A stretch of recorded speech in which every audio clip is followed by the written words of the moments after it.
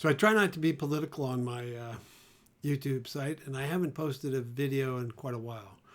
But some recent things have happened that I decided I needed to make some comments. I'm not an authority on any of these subjects. I do have experience working on the fire service and was trained for hazmat rescue, so I have some knowledge.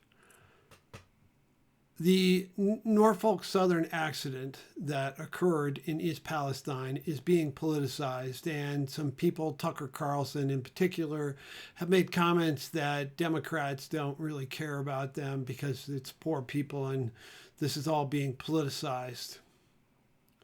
Well, it probably is being politicized. Obama put in place regulations that were to strengthen the safety on rail service. Donald Trump proudly had his ribbon cutting ceremony to cut and remove all of the legislation. That legislation was bought and paid for by people's lives. There were a number of train accidents that had gotten done, and Donald Trump was more concerned about corporations than people's safety, and so those regulations were removed. One of those regulations was the regulation that would have required train systems to use electronic brakes. Why is this important? Currently, the way the braking systems work is they come from the engine and they're pushed out pneumatically down a series of systems, and it's one big air pressure that cascades down the train. What happens is the first train stops, the second one gets slammed into it, and then it stops. The coupling mechanism is allowed to move, and so these trains all get stretched out when they're being pulled down, and then when you stop, they get compacted. The problem with the pneumatic system is there's a long delay between the first application of brakes and the very last car. This train was approximately 150 cars long. That's a little over 1.5 miles. The regulation that got put in place was, and later removed, was that train systems had to upgrade to electronic brakes. Electronic brakes would have sent an electronic signal down every single car to apply the brakes. That's almost instantaneous. Now, it probably would not have stopped this accident, but it would have made it a whole lot less severe. We probably still would have had the derailment, but it would have been significantly smaller number of cars, and that train would have come off the tracks at a much reduced speed. This is not just my opinion. This has been stated on numerous technical blogs, technical research. It's been stated across the board in a lot of different places. You can do your own research and come up with that. So that's issue number one. The second issue is vinyl chloride. Now, this train should have been designated as a high capacity or highly hazardous train. It was carrying vinyl chloride. The regulation is such that if you have, I believe it's more than 20 cars, or more than 20 cars continuously in a line, or more than 35 cars in total, that the train is supposed to be classified as a high risk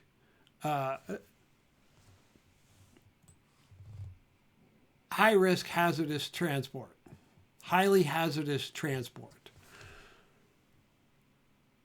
I don't know the number of cars on here. 20, 35 more. It doesn't really matter. It was carrying vinyl chloride, and vinyl chloride is listed as an exception to that rule for highly hazardous transport. So they could have had 50 cars in a row, and it would have made the exception. Vinyl chloride, and I'm looking at NIOSH's, which is the institution that regulates safety, one of them, not OSHA, but this is chemicals. And this vinyl chloride is listed as a 7-degree boiling point. Now that's 7 degrees, that's below freezing. And that's the point at which it boils and can flash over. It's highly flammable. It's extremely toxic. Life safety issues are that it causes weakness, abdominal pain, gastrointestinal bleeding, enlarged liver, cyanosis. If you come in contact with it as a liquid, frostbite. It's also a hugely carcinogen.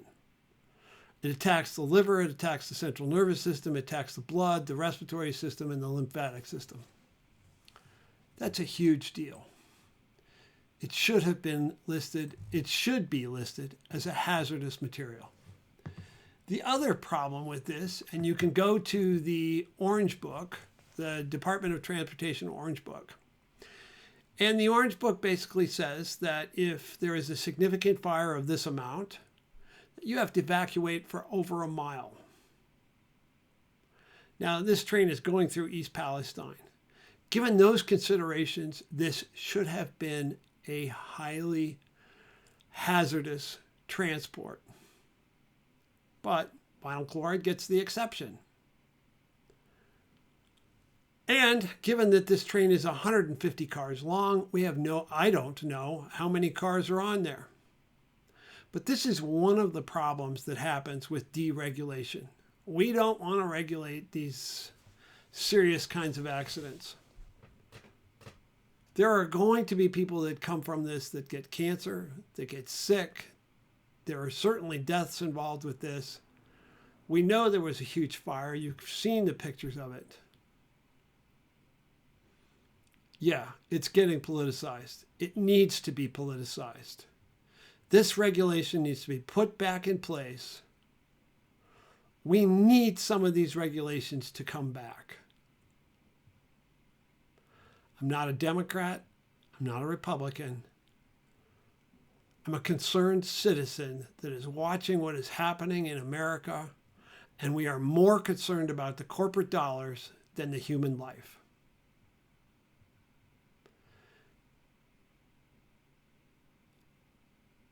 I have mixed feelings about the governor of Ohio or Biden not declaring this as a federal disaster for a couple of reasons.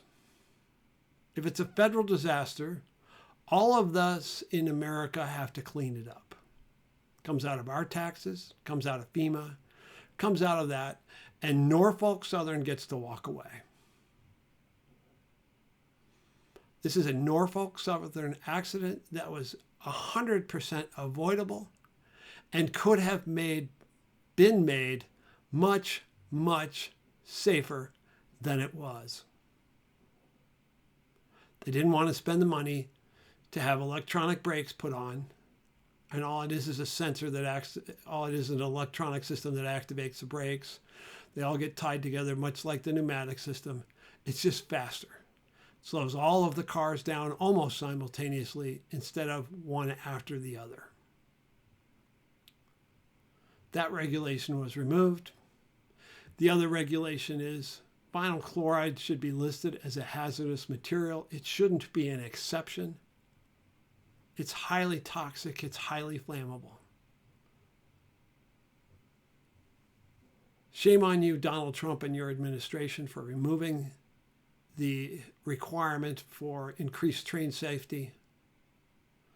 And shame on you, Norfolk Southern, for putting the people of Palestine or any other place that you run a train at risk for life and safety.